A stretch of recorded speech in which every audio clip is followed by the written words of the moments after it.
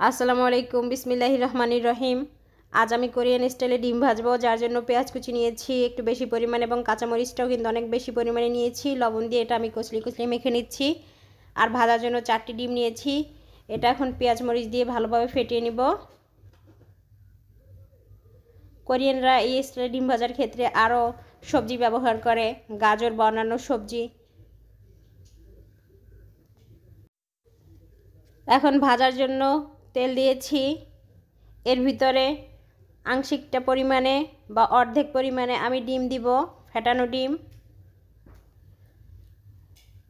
চুলার আঁচ মিডিয়ামে রেখেছি, মিডিয়াম টু লো এর মধ্যে। এবার পাটিসাপটার মতো রোল করে আমি বলটি নিচ্ছি।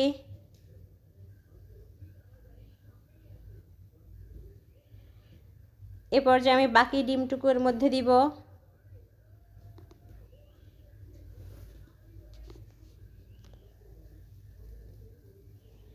এবার আমি আবারও রোল করে নিচ্ছি।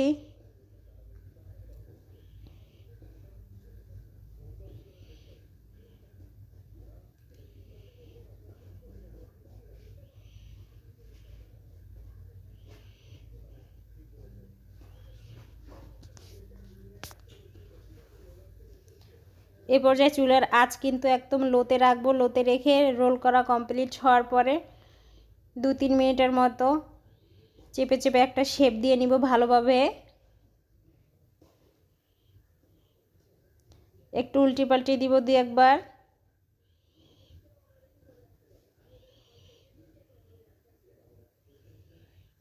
হয়ে গিয়েছে, তুলে নিচ্ছি। এখন আমি শেপ দিব কেটে।